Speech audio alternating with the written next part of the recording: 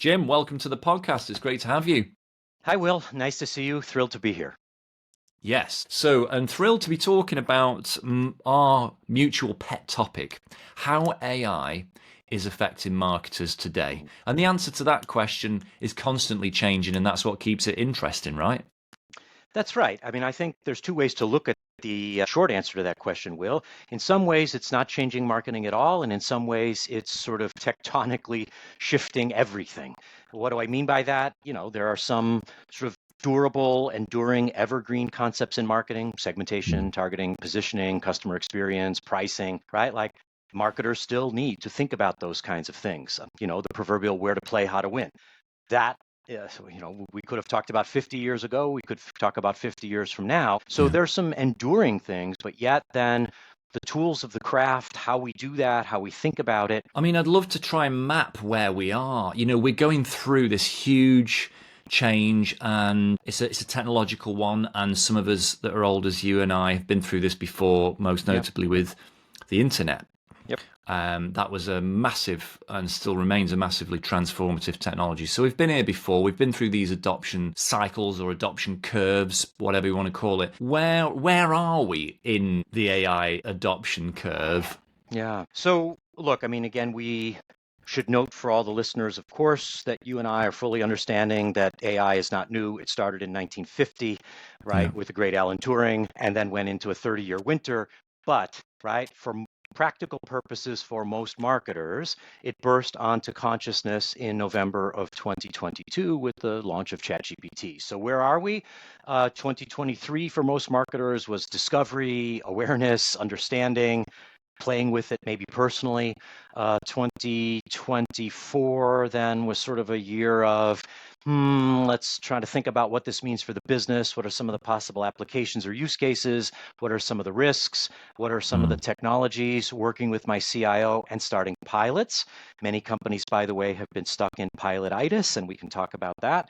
And then Mm. as we get into 2025, we start to now think about, rather than applying it little over here on a tiny project on one of our business units in one of our geographies as a pilot, now we start to think this year about the proverbial how does it scale question. And, what does that mean for my business, my customers, my team, my technology, my budgets? And importantly, as we record this in the middle of 2025, what does it mean for my marketing plan for 2026 if I am a calendar year, fiscal year company, right? Starting to think about 2026 planning. And what do you think right now? I mean, and this answer would have been different 1 or 2 years ago. Right now, what is the biggest change, what's the biggest effect that AI is having on marketing? The biggest change it's having. So, just to contextualize that, in 2022, it would have been, oh well, now I can write a LinkedIn post without having to type all those words myself. Incredibly basic, Yeah. and people have been maybe sort of bringing it deeper into how they're working. But yeah, how are you seeing it kind of have the most effect, if you like, on the job of marketing today? Yeah, I think most marketers that I work with, talk to, have focused on exactly what you mentioned, the productivity, efficiency kinds of gains, right? Reducing Mm. cycle times used to take my team 2 weeks to write the first draft of a creative brief. Now I can do that in 2 days instead of 2 weeks with the assistance of maybe a custom GPT or, some tools that I have, prompt library, etc. So I see it as reducing cycle times more so than really unlocking transformational growth, new business ideas, new revenue streams, Mm. though we do have some green shoots and some examples around the world of companies that are starting to use it in that way. But I think it's still, I don't know, to use the old cliche, right? It's being seen as the faster horse, right? It's like, it's just what I used to do before, but now I can do it a little bit faster. Yeah, so a lot of SOPs, standard operating procedures, things that in any way are templated processes. It's Yeah, great for that, isn't it? Like you say, writing creative briefs, responding to creative briefs, outlining a project plan, RFP that kind of thing. responses. Yep, Yeah. absolutely. And how is it going with people bringing it into organizations? Because I'm not massively privy to that because I don't directly work in an enterprise. But something that I've heard a few times is, oh, the company's built its own version of ChatGPT. but it's not as good as the actual ChatGPT. So I just mostly use my personal account. How's that going, do you think? Yeah, well, so a couple of approaches that I observe have seen teams that I work with. The first is there's still surprisingly a fair number of marketing teams who are in the wait and see mode. I'm Yeah. waiting on my CIO or my CTO to sort of determine what the official approved tool here is, security reasons, privacy reasons, leakage reasons, all valid, by the way, but what ends up happening in that case, and there's a fair amount of data to back this up, is exactly what you just said. Absent a sanction tool, everybody just goes home and on their personal device, not logged into the company right behind the firewall in the intranet, they just use their own tools to do Yeah. this. So, sort of over delaying, and obviously I do want to second and recognize that, you need to be careful and cautious and pick the right tools and do it the right way. But if CIOs are waiting too long for that, marketers just go home and do what they need to do on their own, and that cautiousness backfires. But that's kind of route one. Route two is many organizations, especially large enterprises, are on the sort of Microsoft stack, .NET. So we have Outlook and PowerPoint and these kinds of things. And so with that comes some version of Copilot. Yep. And now, as we've seen, as researchers are putting these LLMs through the Mensa tests, the Denmark Mensa tests, right? So we now have not just sort of, LLMU scores on the Hugging Face leaderboard of how good these are. We now can sort of understand on a human IQ test how good they are. Well, Copilot is not scoring very well, right? It is not a frontier model. But okay, like if this is what I've been given because my company is a Microsoft partner, and obviously there are advanced versions of this, Azure times OpenAI, but like if it's just sort of the basic Copilot, teams use what they've got there, and hey, good, now I can drag a spreadsheet, an Excel file into Copilot, and I can ask it like, what am I missing with this data? So that's better than zero, but it's certainly not state of the art. The third Interesting. of the four routes are exactly this, going with sort of a frontier model option for the company. So this would be ChatGPT Teams, Yeah. right, which has its sort of monthly fee, but that is a frontier model, or the equivalent of that, which gives you in the Google Workspace stack, the equivalent access to Gemini 2.5 Pro and VO3 and all those frontier tools that come with it. And then the fourth option that I see, unfortunately, Will, is I see a lot of marketing teams on this treasure hunt, needle in a haystack, trying to find this little startup out of Boston or Bulgaria or Bosnia that no one's ever heard of, that only I have discovered, right? That I'm going to be the first and only ones to use. But then guess what? They're not well funded. They're not interoperable. Are they SOC 2 compliant? Do they pass my CIO's test? If I start four of those little startups, they don't even work with each other. So now I need Deloitte to come in here and build connectors and integration. So that's not a good path. So, I think you could see from my tone of voice, doing nothing is not a good plan. Sitting back and relying on whatever Microsoft gives me plugged into PowerPoint, not a good plan. Trying to be the guy who discovers a startup, not a good plan. There are entire VCs whose job is that, and they struggle to pick winners, right? Much less marketing teams. Interesting. Okay. And so based on that then, based on that sort of very quick review of where we're at, what do you currently think are the biggest opportunities for your average marketer today to level up what they're doing with AI? Yeah, well, so right. It starts by saying we need to understand what this is as a marketing team. We need to then have a framework to identify use cases. We then need to train our people on a tool and point that tool and training towards the use case. And then we need to have some measurement of output results effectiveness and then turn that into a learning loop, right? So this is a both product management, but really project management tool. And, I consistently see, therefore, the companies that are the most successful at doing this are the ones that have nominated a AI marketing champion on the marketing team. It could be a so-called second hat or 20% job in addition to a day job, but it's somebody who's responsible for that process. And the old phrase, right? This came out of famously the Chrysler Corporation in the 90s when Lee Iacocca, who came to run, said, "Who here is responsible for quality?"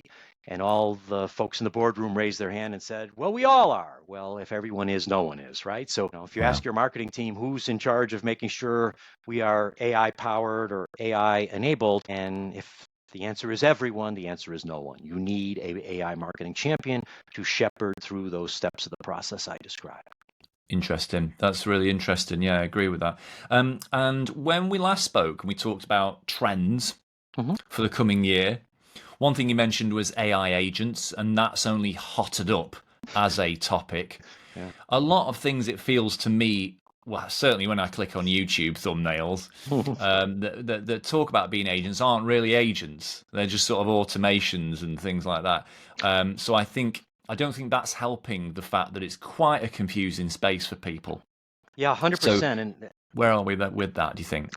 yeah, thanks for pointing that out. This is sort of, be in my bonnet, if you will. People use these terms, assistants, agents, co-pilots, custom GPTs, interchangeably or synonymously, and of course they're not. I mean, there's sort of degrees of automation and decision-making autonomy along the way, but just basically on that spectrum, right? Like if there's a task that I or my team are going to do repeatedly, like write a LinkedIn post that gets engagement, well, I can sort of memorialize or concretize that prompt and that process. And so, custom GPT is a very nice way to do that. I mean, there's lots of nice custom GPTs that are internal that companies have written for themselves.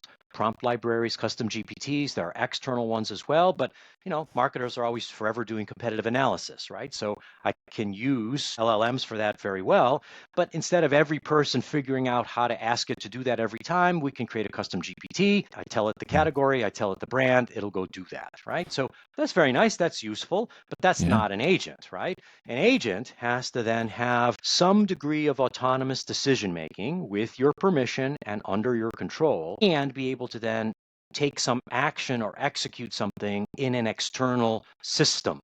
So, for example, inside of a company, if I ask, where is my order? If that tool then has the ability to go check into DHL or FedEx or UPS, right, and then answer that back to a customer in a chat all on its own, and then make some decisions, that's an agent, right? Now, if an agent were to act in an external system, in that case, for example, through an MCP connector, be able to now create an invoice in PayPal and send that invoice off to my client without me ever having to log into my PayPal account, sends the invoice directly via email, sends the copy of that invoice back to me.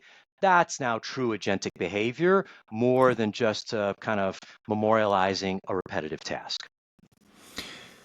It's true, and it feels to me like it's still the clunky in beta, only quite, not fully like developer, but quite techie people are able to do that. I mean, I've set up the Zapier MCP connection with Claude because Zapier can talk to thousands of different apps on my behalf, and I can just say to Claude, set up a 3 p.m. Zoom next Monday with Jim, and it just does it, right? Yep. And that's great. But that's, to me, the most basic version of something I could credibly call an agent. So it does feel like early days. But do you think at some point soon we will have these sort of minions going off and doing whole streams of work for us? Well, the tech leaders, Sam Altman, Mark Zuckerberg, Mark Benioff, right, have certainly put a lot of chips and a lot of press. And at Dreamforce, that was the center of all the communication, as we all know. So, when Silicon Valley and the VC community start to put their dollars, their investment, their engineers, and their research behind it, that would seem to be the way to go. But I guess I would maybe back up half a step and encourage marketers, encourage your viewers and listeners, like that's not where your center of attention should be today. Zapier connections and using make.com and doing connectors like this. I mean, maybe, right, for a little experimentation, but sort of well short of that, there's a whole lot of today possibility, not just the sort of tomorrow, early days speculation, where I think that marketers for the back half of this year would be better spent taking advantage of what exists than trying to dream and postulate tomorrow, right? These things change fast in tech, as we know. Well, they do, and when it's really ready and it's out of beta, it will in theory be so easy to use that you didn't really need any primer on it anyway, because that's the whole point of it, right? That it becomes like this, something like out of the movie Her, where it's just an OS, an operating system you just talk to, and that's it, and that's when it will be ready for prime time. I think that's right. I mean, spending some time as marketers understanding what vibe coding is. I think spending an afternoon building your own app, right? A vibe coded app is probably a good use of your time, but that Yeah. shouldn't be, that's the side dish. That's not the center of the plate for the back half of this year for marketers using AI. Well, yes, that's an interesting thing. So the idea of vibe coding, obviously, is Andrei Karpathy, who's an ex OpenAI, ex Tesla, kind of. He's a very, very respected person in AI, Mhm. isn't he? And he coined this term vibe coding, which is the idea that because AI can code so well, you can just talk to it in plain language, not really understand the tech, not need to understand so much of the tech, and just keep talking to it until you say I don't like this, I do like that, and it will just at some point you will have built the thing that you saw in your mind. And then I've seen people talk about vibe other things. Vibe marketing has been a term I've seen thrown around on LinkedIn quite a bit. And to me, it feels like that's something of a reaction against an obsession with data that we've had for the last 15 or 20 years because of access to, data. So do you think that AI is almost eliciting this response from a lot of creative people in the creative industries where they want to actually lean further into the human side of their job?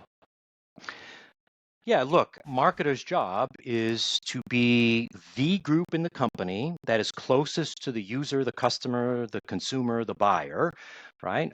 Customer intimacy, customer insight, ethnography, understanding. That is the marketer's job.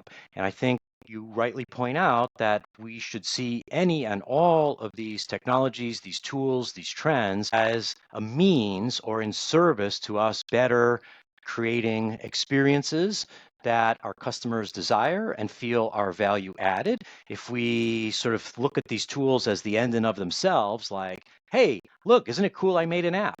Great. Yes, fine. You made an app by vibe coding it, but like, who is it for? What is it intended to do? How does it add value to their life? How does it sort of bring their voice into it? Right. Right. So, I mean, I think it's easy to confuse means and ends, tail and dog here.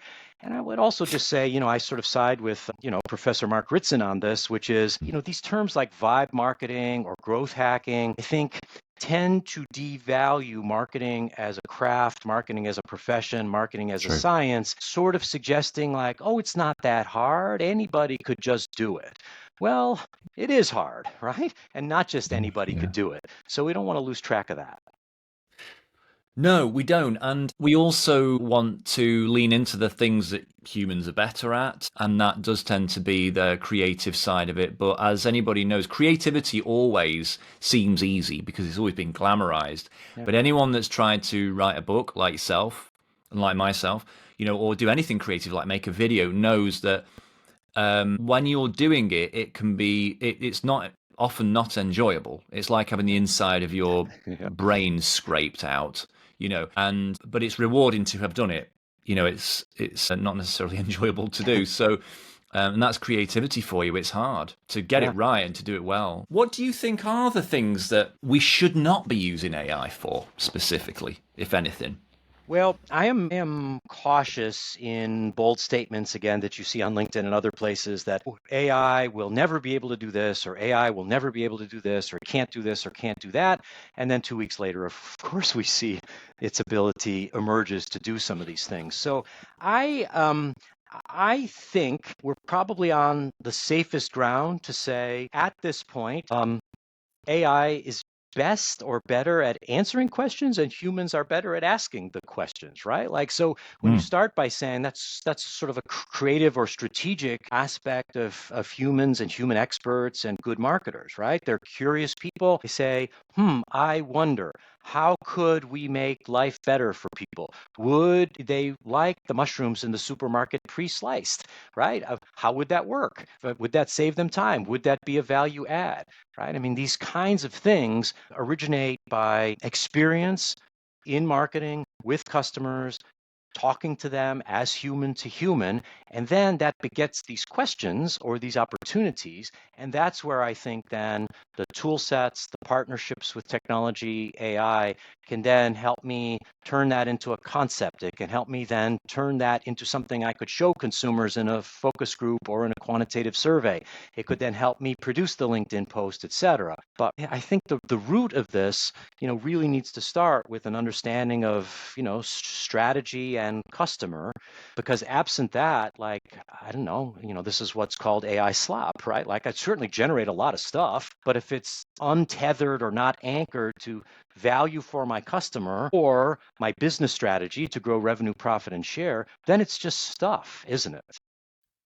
Well, yeah. And, you said before we started the podcast, you've been thinking about how some some TV advertising creative is now being created by AI with a deal that NBC did with an AI company called Waymark. Yeah. Tell us a bit about that and what you think that means for advertising. I mean, I think it's an interesting moment in time. We record this, right? Of course, Cannes is happening. Much of the marketing, tech, advertising, and media community in the French Riviera celebrating great work and Mm. talking about kind of where things go and what's next. AI at the center of that conversation, and sort of maybe under the radar, given all the news in the world happening and in marketing news as well. This announcement where a division of Comcast, NBC Universal has said, moving forward, when you buy media, sort of as a value add, AI generated creative, TV commercials, adverts will come along with this, powered by that company they're working with called Waymark, which I actually had not heard of until this press announcement. I think that's interesting, right? Because on the one hand, I see an immediate gain or an upside, which is maybe thousands or millions of small businesses, local coffee shops, two-person law firms who just sort of never had the ability to build the assets in order to then go on television, in order to tell people who they are, what they do, and grow their business. Right? That was a barrier. It was not affordable for them to hire Ogilvy and Mather and do $1 million creative campaign, right? So now this opens up the ability for a whole new set of long tail, small, medium businesses to use that sort of video medium. So that's promising and that's great. On the other hand, does that mean now that there'll be some compression in the sort of head? The big advertisers, the big marketers are now going to start thinking about, do I need to have to be working with the big agencies in order to do these things if AI can do it? I think that's probably a rash rush to judgment and an immediate short-term knee-jerk mistake conclusion, because obviously what we're going to see out of these tools and what we already are seeing are, on the one hand, stunning, but they're certainly well short of the high watermark award-winning campaigns that we're going to see celebrated in Cannes this week. But I think it's definitely something to keep an eye on. But do you see or do you think that the big agencies are using AI themselves anyway? Well, I mean, we certainly know that, the big holding companies, we've seen public discussions from the likes of WPP that they are building or partnering or buying some Yeah. tools to assist in production like this.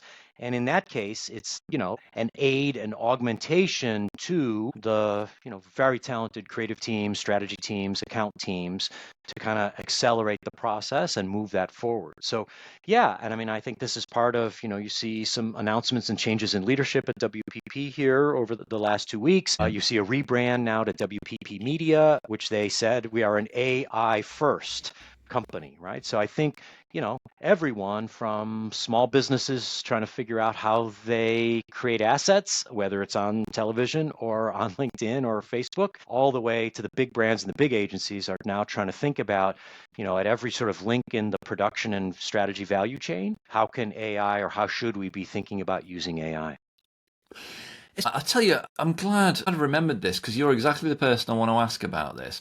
I've noticed a few companies recently do this thing of publishing essentially an open letter, but really it's to, or no, I think it's actually been a leaked email to all staff.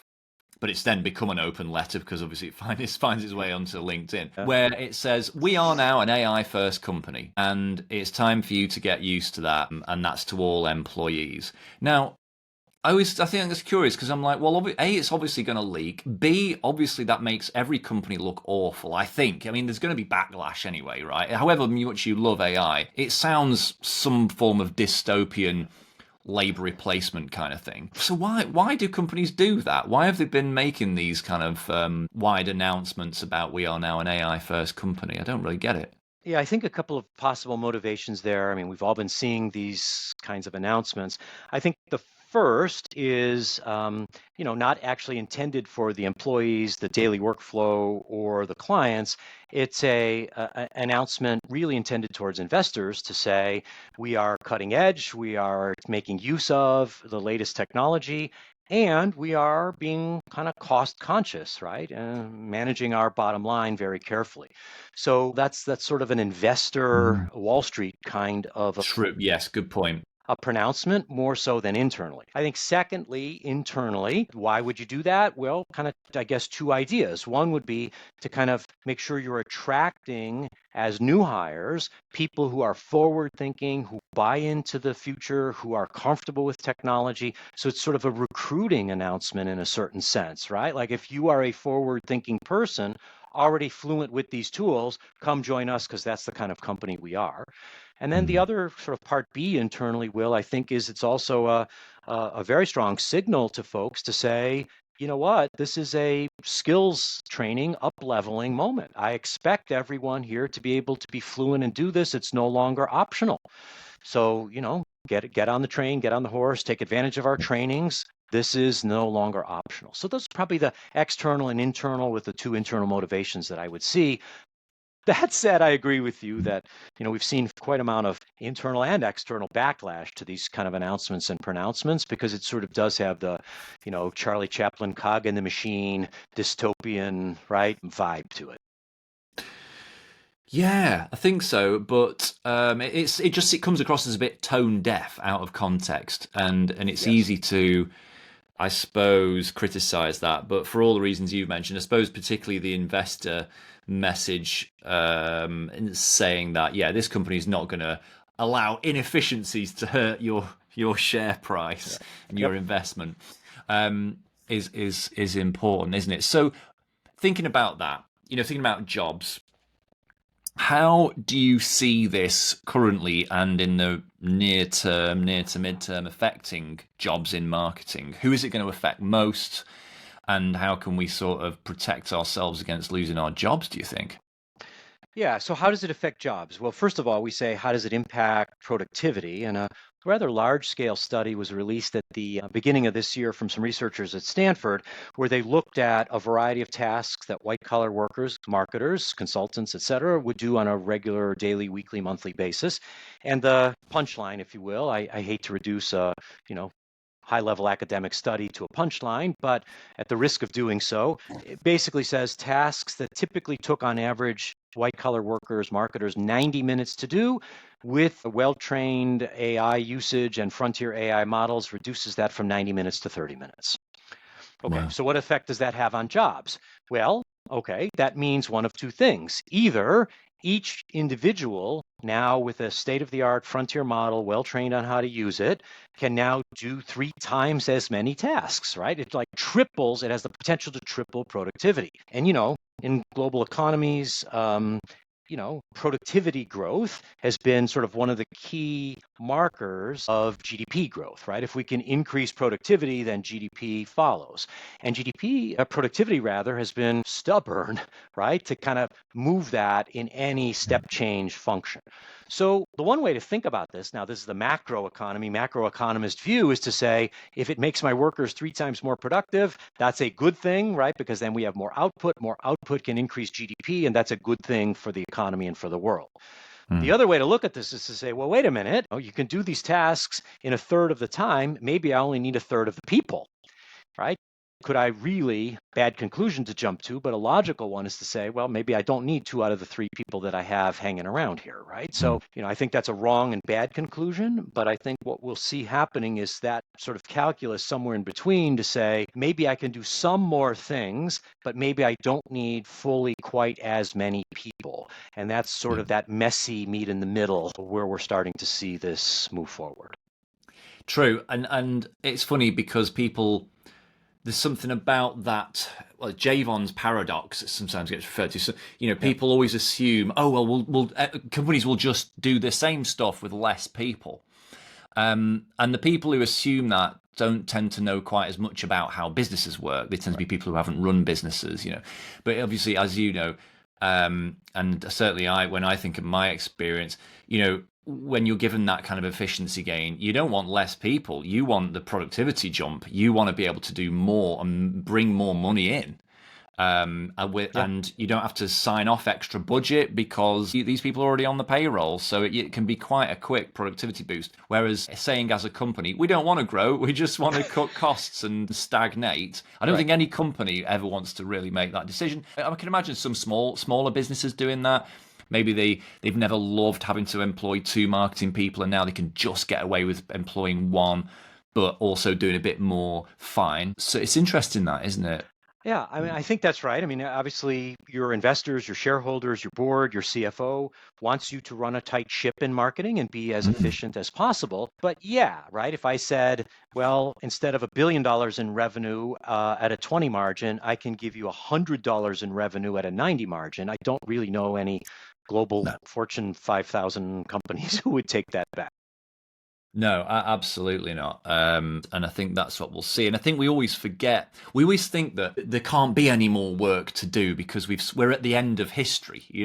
But what we always don't understand is, yeah, as hard as it is to imagine, in future decades there will just be so much more stuff being done, and there's room for more companies in the economy doing more things and providing more services. And it's just even now, as I say, it's really hard to imagine, but history has shown that has consistently been the case. There's also PwC did this report recently, and they made a good point that in 1940, right? If you look at all the jobs in 1940, 2/3 of all of those jobs don't exist anymore, That's right. Yep.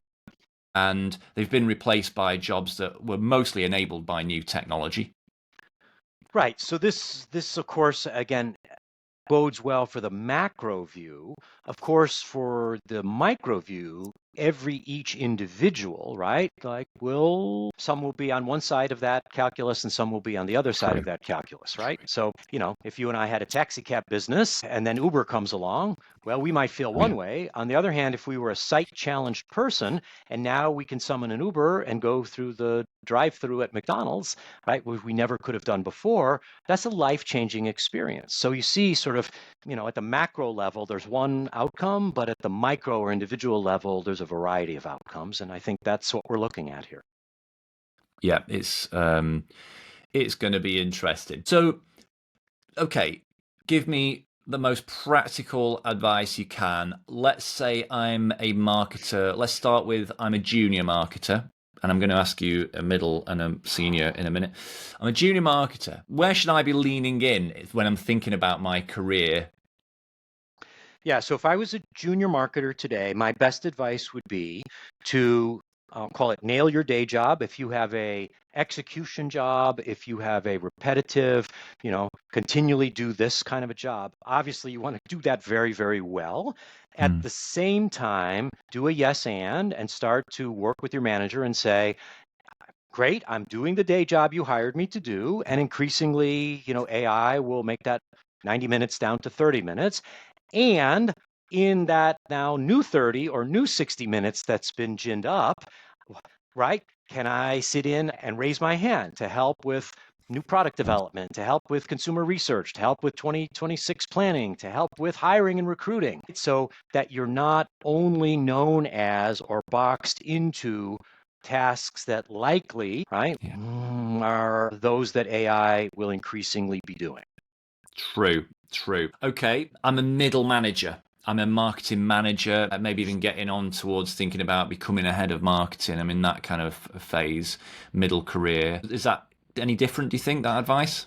It is because, again, the junior marketers, I mean, it's weird to now start to talk about people as being AI native. Remember, we used to talk about digital native cohorts, right?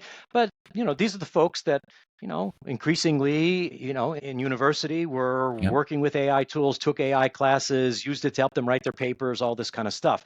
But Yeah. now when we start to think about mid and senior marketers, right, they did not grow up this way. They did not learn this way. So I think your burden as a middle level, a marketing manager, a marketing director, your burden is to actually now dig into what these tools are, watch podcasts, play with the tools, put the stuff on your phone, get your hands dirty. And that might mean using it to plan a family weekend trip or something like this, just so that your knowledge of this is not a PowerPoint about AI that somebody showed you. You need firsthand knowledge. True. And do you think that's more, how do I know what to point it at? Is it the execution? Because a lot of people think it is the execution. A lot of people think, oh, I can write more stuff. Or is it the strategy? Is it the research, the planning? Yes. Okay. So now we bridge to the senior marketers, right? The VPs of marketing, the chief marketing officers. Now, right, those folks need not just sort of an understanding of what the tools are and how they work, but okay, they're responsible, I would say, again, hand in hand with an AI champion on the marketing team, but they're responsible for charting the course, right? Like, what does this mean for us as a marketing department? What does this mean for us as a company?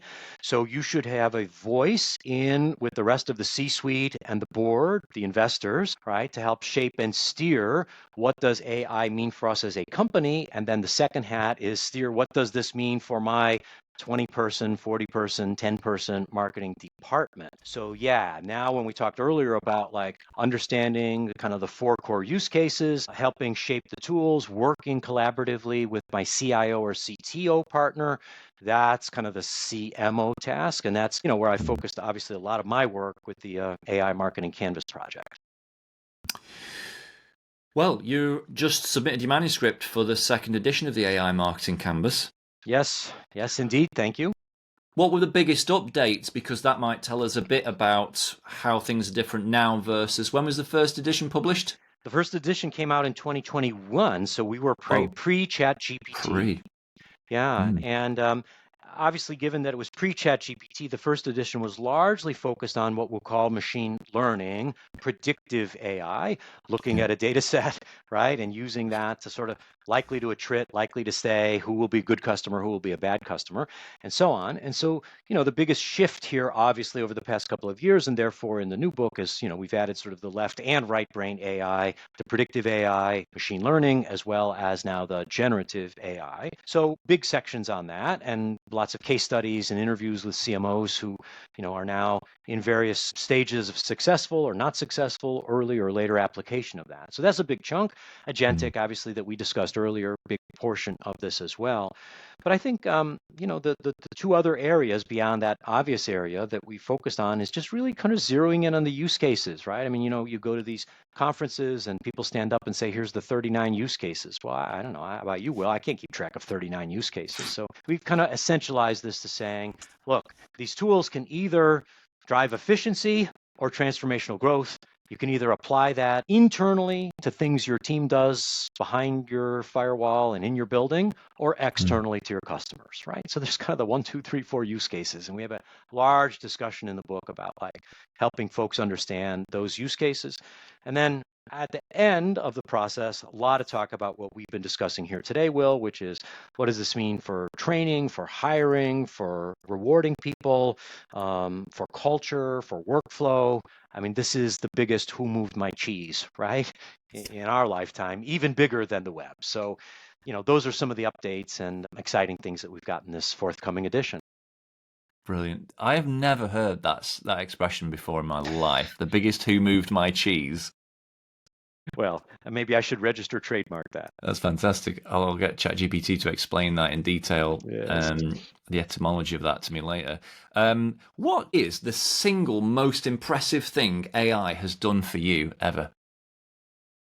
Wow, that's a really good question. I'll tell you my biggest sort of just gosh golly wow that it's done, and then I'll tell you maybe from a usefulness standpoint. Clearly, my experimenting with VO3, which is Google's latest version, Gemini's latest version of video generation, has just been stunning, right? I mean, you can follow me on LinkedIn and you can see some of the things that I've done with this, but basically I was able to create a fairly realistic looking version of a 1990s sitcom comedy show pilot. I'm playing around with this. It's fictional, called Aloha Dad. Tech worker who drops out, moves the family to Hawaii to be a stand-up comedian. And what it generates, right, with again vibe prompting, is stunning, like jaw-droppingly good. And so that's been the single biggest wow. Now, am I really going to launch a TV pilot? Is this useful to my life other than just interesting? Of course not. I think the second biggest thing that it's done to sort of change my life and change my world is, this has now become the focus of my teaching at the university here for the MBAs. And so we've got a new class that I'm building that we're going to teach in the coming academic year, which is dedicated solely only focused on this. It is AI in marketing, AI for marketers. And so we're going to teach a 10-session, 5-week course on this. And we've got a lot of excitement around it. And I think that's been a game changer for me as I've sort of thought now about, like, not just what do I know about this, but then how do you actually teach, right, tomorrow's marketing leaders how to go from zero to superhero, understanding and applying these kinds of tools. So stay tuned on that one. But that's been a real game changer and a life changer for me, and hopefully for all the students who come take it. Yeah, true. I mean, where was AI most helpful to you in creating that course? Yeah, so that's the sort of meta kind of like, how do you use AI to create a course about AI, right? To teach people to use AI. Well, I mean, if I'll use the little c Copilot, not the Microsoft big C Copilot, but it's been sort of a thought partner with me along the way. Obviously, working with lots of marketers, writing 2 versions of the book, having lots of conversations like this, sort of there's a lot in my human brain here. But to kind of help structure that into a digestible kind of 10-session class program or sequence, I did a lot of voice recording on my phone. I'm an Android guy, so I use the Android voice recorder. I would walk my dog and just like stream of consciousness talk about, okay, so we need to talk about deterministic versus probabilistic, or, supervised versus unsupervised versus reinforcement learning. And I would just talk that out, and I would come back and take the voice transcript, put that into a ChatGPT 4.5 and say, turn my ramblings into some structured thoughts for me. And then in the Canvas view, we kind of work that back and forth and hammer that into lecture notes and lecture notes to slides and so on. So I think just sort of using it as part of the workflow, as we've been advising your listeners and viewers to do, right? Not on your littlest problems or your least risky problems or the side of the plate issues, but look at your to-do list today and say, what's my biggest, hairiest, hardest thing? And then how can I use AI tools to, sort of supercharge? I mean, it's the Iron Man analogy, right? Like, you're already Dr. Tony Stark, you're a brilliant genius. Nice. Yes, that plus Jarvis and an exosuit makes you a superhero. It's becoming clear to me that things like ChatGPT and Gemini and Claude, it's becoming like an OS for me. It's becoming like an operating system. It's like a desk. It's like, because it's a co-pilot, it's an intern, but to me it's more of a desk that thinks for itself, or you could even a very big notepad that thinks for itself. That's kind of the image I carry in my head because of things like projects, custom GPTs, Canvas, these collaborative tools, and then the ability to plug into third-party services that it's slowly starting to now get. And I can talk to it verbally, on my phone, whether that's through voice notes or directly now, Claude and ChatGPT and Gemini, you can talk to them. And so, that's how it feels to me, like this kind of workhorse OS. I totally agree with that. And that's why I'm very excited you mentioned ChatGPT projects. So now for companies that have the enterprise version, ChatGPT teams, now we think about, how are we going to build our 2026 marketing plan? Well, we'll create a project folder for that, right? There'll be deep research. There'll be transcripts, there'll be back and forth prompts, there'll be custom GPTs written internally for our team for competitive analysis, and all of us working together on that. It kind of, I like your analogy. It basically becomes an AI-powered OS. Yes, and projects. I've got those new projects features. Just got them actually, so that's great because it can remember the chat history as well, which it couldn't do before. But and all the other things you talk about, deep research and GPTs and stuff, all within a project. To me, it's all about context. Like Sam Altman said at the recent Snowflake Summit, which was a big tech thing. He made a really good point. that people are still kind of hooked on this idea of ChatGPT being like a knowledge database. You ask it a question, why is the moon red? Or something like that, and it'll tell you the answer, right? Okay, fine. But it's actually a really, as he says, a very inefficient, expensive, and quite crappy knowledge database. Not great for that. What it is, it's a reasoning engine. That's what it's really good at. And if it can just get the right context and do some thinking for you, that's its true power moving forward. And of course, what he didn't say, but what I can see is the real barrier to that is privacy. And, because in my content, I talk about that kind of thing on my TikTok and YouTube, etc. And I get a lot of the comments are like, why would you give a tech company access to all of your stuff, right? People think that's insane. But the truth of it is, it's only when you do that this stuff, I think, becomes genuinely useful. Once you give something like ChatGPT access to your Gmail, your documents, your Asana to-do lists, your Trellos and your Notion and whatever else, right? That's when it can actually use its reasoning engine to do stuff for you and become useful. Until then, it is essentially just Google on steroids.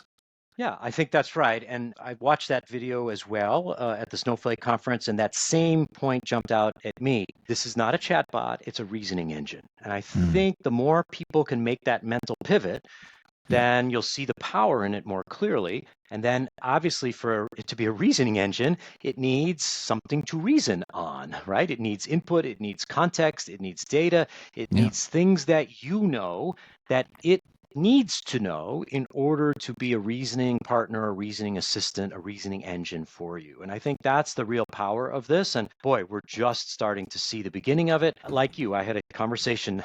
It wasn't the moon is red, but somebody said to me last week, I asked it, what's the population of Barcelona? And it gave me an answer that was off by like 1 million. So AI sucks. Well, that's not what it's for, right? It's not.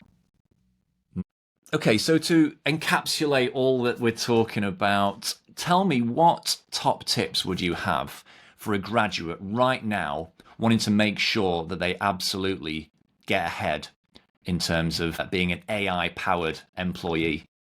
Yeah, so look, the job market, obviously, given the global economy, is hyper competitive, especially if you're looking to go into a marketing job, a tech job, a product manager, PM job. And so, my advice here is, again, make AI your intimate partner for your toughest task. And getting a job has got to be top of your to-do list. And so if you were applying for a job, what I would say is to make ChatGPT, make Gemini, any frontier model, your partner. So what would you do? You would give it job descriptions that you're interested in or applying to. You would give it your LinkedIn page, right-click, download PDF. You would give it your resume, your CV. You would give it people on that team's public LinkedIn page, right? Who else is on that team? What are their backgrounds? What else have they posted? And now you would ask it, tell me what stands out as my strengths that would make me better qualified than most for this job, and what might be some of my challenges, weaknesses, or questions that I might be asked. How could I then address those? How could I improve those? If you have an interview lined up with a human person and you know who that is, do a synthetic interview. Give it that person's LinkedIn page and say, give me a 30-minute simulated medium hard level of interview and go back and forth. And then at the end, evaluate and coach me on how I can improve this. And then do that 3 times through. A, it will make you better prepared, but B, it will just make you more relaxed, more comfortable, more confident. You'll speak at a normal pace because you're not nervous. You'll smile. You'll be more likable, right? So just, again, acting as a coach will help you be much better. Now, by the way, hiring managers, you could flip the script and do the same thing. So you could pre-interview the candidate, and now it will help you ask some, beyond banal questions of like, tell me about yourself. You can ask some really useful questions. So both sides, I think, could use the tool this way. That's really good, that. And in terms of, upskilling oneself and making sure that you are absolutely on top of AI, whatever that means in marketing right now, what advice would you have? Look, I think all of the major platforms have, in most cases, free learning suites that are online that get you a LinkedIn badge or a certificate at the end of it. So you think about the usual marketing tools here. I mean, I would start with HubSpot. HubSpot Academy has got like really a great suite of learning tools. do that, learn that. It will make you better in your current job. It will also make you a better, more attractive candidate because you have that kind of imprimatur. So again, if you're using MailChimp for email, they've got a tool that does this as well. So you can kind of go through each of the, Adobe has another one. So I would go through each of these and, spend a little bit of your personal development time to become fluent and master the AI powered features in each of the big marketing platform tool sets. And the AI platforms as well. Anthropic, Yep. the people behind Claude, just launched a new kind of learning thing called the AI Fluency Yep. framework, Yep. which is great. And there's also OpenAI have the OpenAI Academy as well, which is really useful. Yes, mate, avail of the fact that the big tech companies are dying to teach as many people as possible about this stuff for free. Good stuff. Well, look, thank you so much, Jim.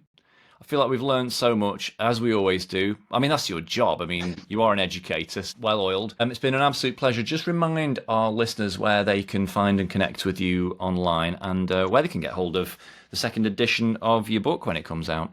Yes, thank you. Please follow me on LinkedIn. I post quite frequently, and so would love to interact with everyone over there. And the AI Marketing Canvas first edition is available on Amazon and directly from Stanford University Press. But second edition is forthcoming later this year, so watch for that to come in the fall.